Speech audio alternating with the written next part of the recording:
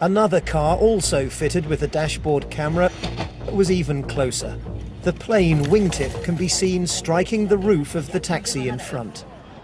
The plane finally came to rest upside down and broken in a shallow river. Rescue workers pulled some passengers to safety. A total of 15 survived the crash, including a 2-year-old boy. Well, the work is continuing late into the night. They've brought in heavy lifting gear, and as you can see, a large part of the plane has now been brought out onto the riverbank. There are still some submerged sections where bodies could be trapped, but after so long in the water, this is no longer a rescue mission, but a recovery operation. But remarkably, for such an icon of modern British art, no solo exhibition of his work has ever been held outside the UK, until now, as our correspondent John Sudworth reports from Nanjing in eastern China. It's a side of British life that's long gone, but Lowry's smokestacks and factories and his hurrying crowds of workers are still very much a part of China's industrial present. Lowry's choice of subject matter, the industrial, the ordinary, the everyday, like this chap taking a break here, is of course one of the things for which he is most loved by the British public. So it's perhaps apt that for his first ever solo exhibition abroad, he's been brought here to China, a country to which much of Britain's manufacturing industry has long since shifted. He'll appear in court tomorrow accused of bribery, corruption and abuse of power in the eastern city of Jinan, from where John Sudworth reports. With the world's media watching, the courthouse is a magnet for anyone with a grievance. As usual, they're given short shrift. But among them, something remarkable for China, protesters shouting their support for the man about to go on trial.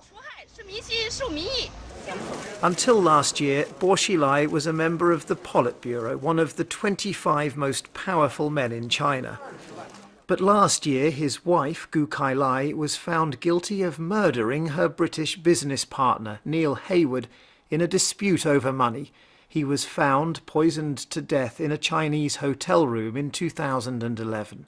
Bo Xilai is suspected of using his influence to protect his wife, and his career was brought to a shocking end.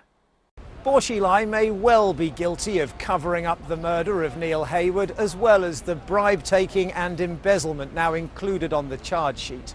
But while China is keen to sell this case to its own people as proof that no one is above the law, it is about so much more than that, and provides a rare glimpse into the deep divisions at the heart of Chinese politics. Let's go live to Beijing and talk to our correspondent John Sudworth.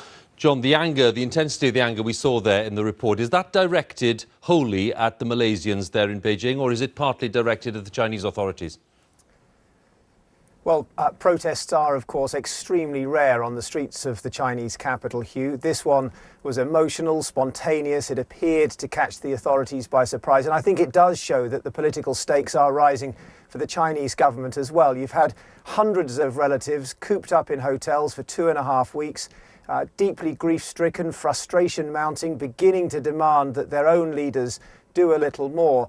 Chinese politicians can appear aloof and distant, of course. There have been no visits by senior politicians to these families, but that is beginning to change. Yesterday, after these protests, senior officials from China's cabinet visited the hotel. We had an announcement from the president that he's sending a special envoy to Malaysia. And the Chinese premier, Li Keqiang, issued a statement saying, "We feel for the plight and sorrow of the families." At the moment, the anger is directed at Malaysia. That's the main focus and the concern of the families. But I think the risks for the Chinese leadership are rising too. John, many thanks. John Sudworth for us there in Beijing. So, what to do now with all of the unwanted cashy rollers? Give them away for free, perhaps. Ni hao.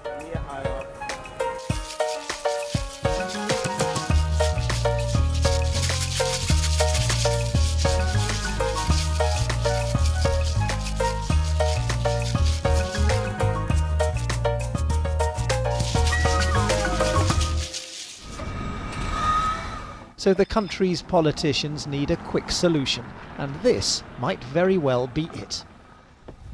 The question is, can China do what no one else has managed so far? Make the electric car not just an environmental aspiration, but a real consumer desirable.